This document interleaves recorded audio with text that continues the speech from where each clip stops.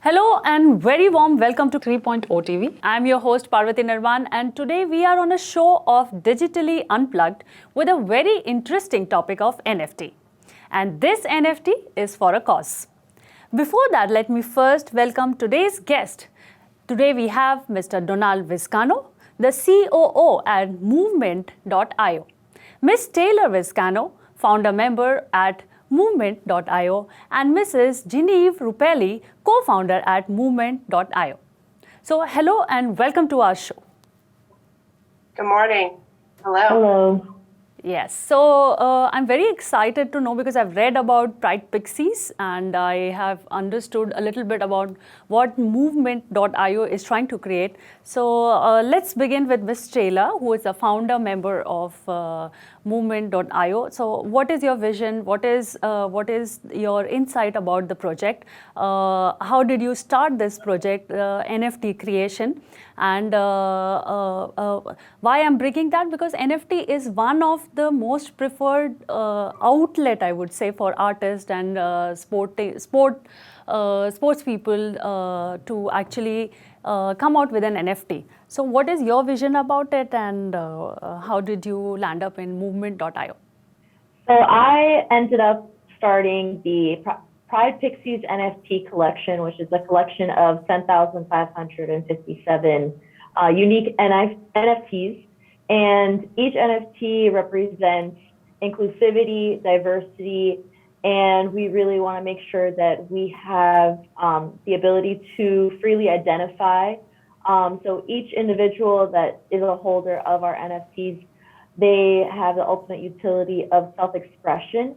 And we wanted to fight back against what the current political stances were in the United States and as well as worldwide. But we want to really focus on our marginalized communities, the people who are underrepresented. You don't necessarily see a lot of women in crypto. You don't see a lot of the LGBTQIA community. You don't really see a lot of the Black, Indigenous, people of color communities.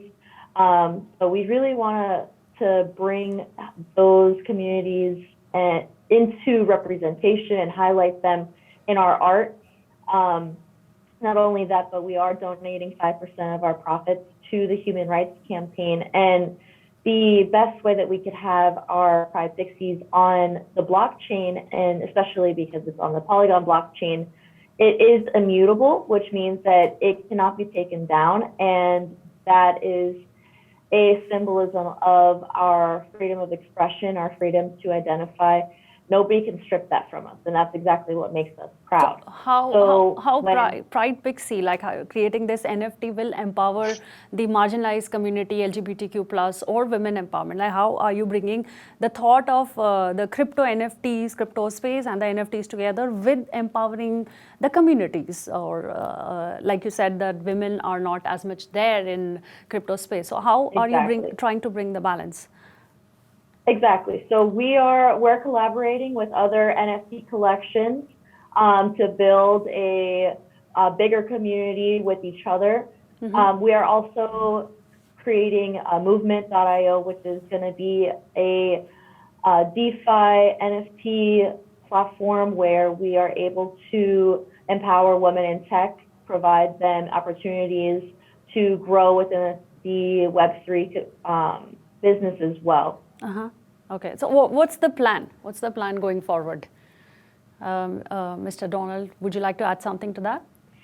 Yeah, so the plan moving forward is to basically mobilize a community where everybody is basically attending different events in the Web3 space. For instance, we actually just were guest speakers at the NFT NYC, one of the biggest NFT conferences in the US. And Jenna was actually a guest speaker at the Web3 She event. So it's safe to say that close to maybe 80% of anybody in the NFT space is usually a man. So it's close to maybe 15-20% in the world is really just women. So, and in most cases, you know, when Jenna goes to these speaking events, you know, she's educating a lot of women in the space And really, women should be learning from other women. You know, in most cases, anybody that's entered the space have learned from other men.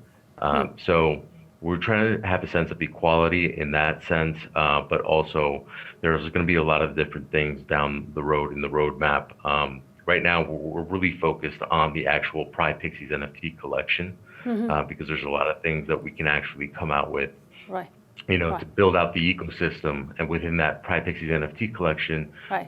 we're focused on building out a non-binary animated, you know, series or film that could be documented on Netflix or Amazon Prime or Hulu, right? Also, a play-to-earn video game for Pride Pixies, as well as Pride Pixies merchandise.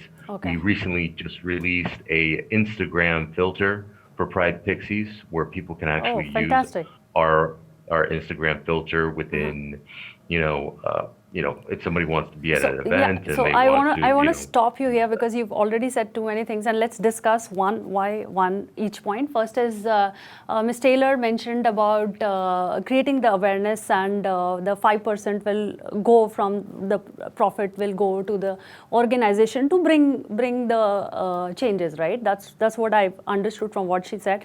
And you talked about just now. You talked about educating women, and where Ms. Jenna was there as a speaker, and she's also trying to create the awareness. So are you trying to like combine these two and bringing some kind of employment in the picture? Because I'm trying to understand how actually they are going to get benefited. That is the first thing from what we just talked. And second thing is I want to know the technical aspects of the project that you're going to or you're building already. It's already a lot of it is already there, right? As I understand correctly. And That's right. the project size and details. So let's discuss one by one, and then I will come to the characters or the Netflix thing that you've just spoken about. So yeah, let's understand one by one for our clarity. I'm sure you have too many information to share with our viewers, right? We're very and excited about the collectively- collection. Yeah, go ahead, Jenna. We believe that we have a lot of opportunities for empowering women in Web3. I think that while we're not in a position just yet to start employing women, that's not really our goal. I mean, ultimately, we'll be creating a bigger team at Pride Pixies and Movement.io, and we would certainly want to include women in that. But what we want to do is we're trying to create an organic community that is the embodiment of inclusivity and education. Twofold. The first is that we want to promote women in Web3 because women were left behind in Web 1 and Web 2. And we want to make sure that women are educating other women on cryptocurrency, NFTs, and Web 3. We want to see more females in engineering programs. We want to see women really getting involved with it. As my husband mentioned, Donald's my husband, you know, Donald's the one who taught me and Taylor about cryptocurrency and NFTs. And we find that that's the case in so many circumstances when women are getting into the crypto arena, is that they learned about it from a man, which is fine, but we should have more female empowerment. So we want to get women in the space because we believe that it can create a financial autonomy for women globally that is unlike anything we've ever seen before. When you have females that are involved in the space and you have females that are creators, then you have a financial and a fiscal autonomy that's separate. And we believe that Web3 and crypto and NFT is the avenue for women to have more of a global fiscal autonomy where they can control their own assets, where they're creating some art, they're getting it on a platform, and they're reaping the immediate benefits without having to deal with exchanges and without having to deal with, you know, based on cultural stuff, maybe getting the money through a man or a husband. So that's, from that perspective, we think that is huge for women globally. Yeah, you are actually trying to empower women from the technological aspects, from the education level, and then also financially empowering, because that is finally what is needed actually for, you know, actually to give the power in the hand is what I understand. Fantastic. Yeah, yeah. So how big is this project, Mr. Donald? If we discuss the project size, how much is the investment already done? If you don't mind sharing those details with us, and what is the scope of the project, the amount of funding being done, and what kind of platform you're using? How are you going to release this NFTs that is being created by Ms. Taylor, right? So I'm excited to know that how this is going to reach to people.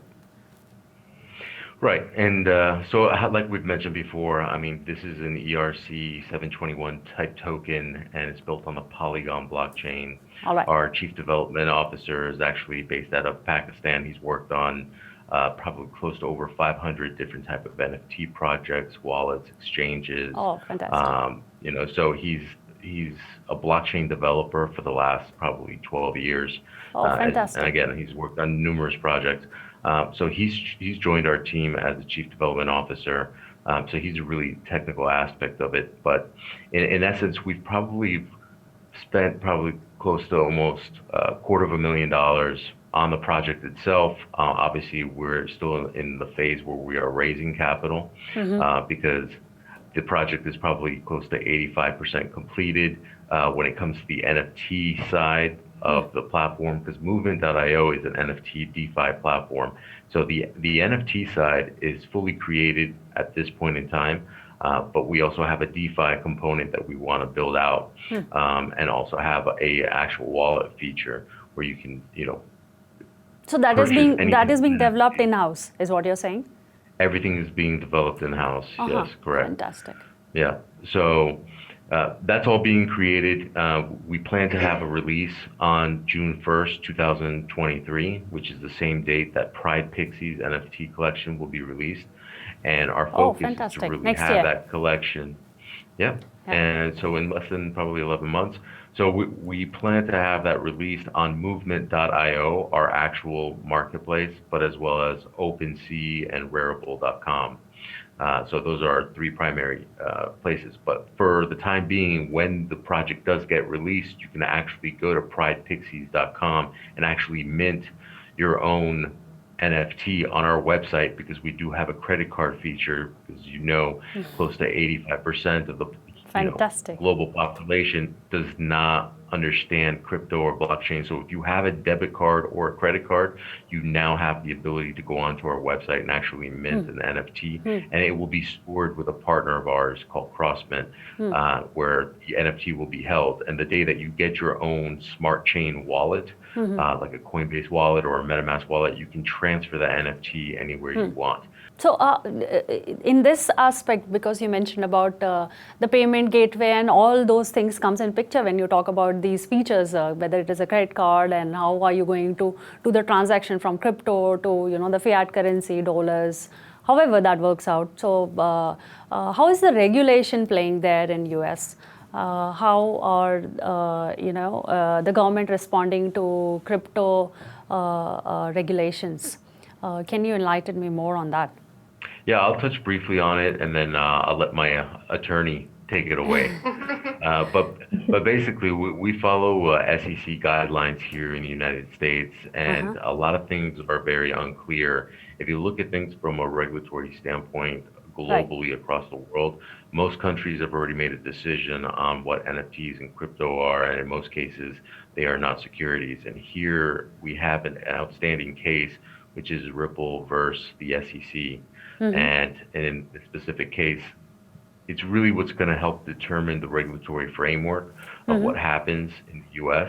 But for the time being, everyone's really relying on that, but nobody is actually standing by on the sidelines and not actually engineering or creating a product or project, right? So we're continuing to move forward, but we have our general counsel. She can fill in the gaps, which can easily help us get regulated in that aspect if we need to do that. Are you going to bring about like a MasterCard or Visa kind of entity in place, and then people can directly transact, is what you're trying to say? Yes. Well, we'll have that mechanism on our website. I think that, we have a partnership with CrossMint, which is a company that will enable people to use the credit card service to purchase the NFT, but then it will get it into their wallet once it's been minted. obviously we think we're pushing more towards purchasing through crypto. We believe that this is somewhat of an antiquated system at this point, but because there's so many people that haven't adopted the mentality of believing in crypto as much as we do at this point, we still want to have the options available, at least initially, for people that are interested in purchasing Pride Pixie NFTs and supporting the cause. And we do want to make it available for those individuals, at least in the inception of the project. Okay. Why am I asking all these questions is because in India, because we are now operating from here. So here the UPI transaction, I'm sure you must be aware of that. So that is Yes. that is not available for cryptos, and there's P2P, which is not very comfortable, and banking banking connectivity is not there. So we have a difficulty doing the transactions. It's not that it's not available, but it's not that comfortable as of now. And then there's TDS in place, there's GST in place. A lot of things are there. So where the regulations and the framework are still at work, and it is we are seeing NFT and other things coming out, blockchain developments are happening. But when it comes to direct cryptocurrencies, then there are I would say it's too early to make a comment right now. That how things are going to shape up. But it doesn't look very bright. Let me tell you that. So that's the space I'm coming from and asking you the same questions about how are you going to go about it. Understood. Yeah, we the regulatory system in the United States is ever evolving when it comes to crypto, and we're watching, and the laws are changing, and regulations are being implemented when new cases are being heard. So it is such an ever-changing system, not only in India but in the U.S. and globally, I believe. So there's going to be a lot of interesting, from a legal standpoint, it's very fascinating to me. I'm very excited. Obviously Pride Pixies of Movement IO will be in compliance with all regulations that are applicable at the time, and we will, have monitoring systems in place so that we adjust and adapt as the laws change. But I think this is it's an exciting new world that we're venturing into, and I don't think the laws, the regulatory bodies are keeping up as quickly as they should be because it's moving so fast. It is. So there's a lot of new stuff that's going to be coming through the pipeline to set the tone for how things are going to be projected in the future. Yeah. That's for sure. Yeah, and to add to that, I mean, you have to keep that perspective too. We're a relatively small project compared to what's out there in the marketplace. If you think about Apple Pay, or if you think about MasterCard or Visa or PayPal or Square, a lot of these companies are major brands, major financial institutions that are already using their systems, their financial network, to be able to allow individuals to make payments for crypto type products or NFT type products. Okay. So we're following those guidelines as well. So now that we just talked about how do we buy this and how the selling would happen. So we are just done with our first segment. I'll be back soon.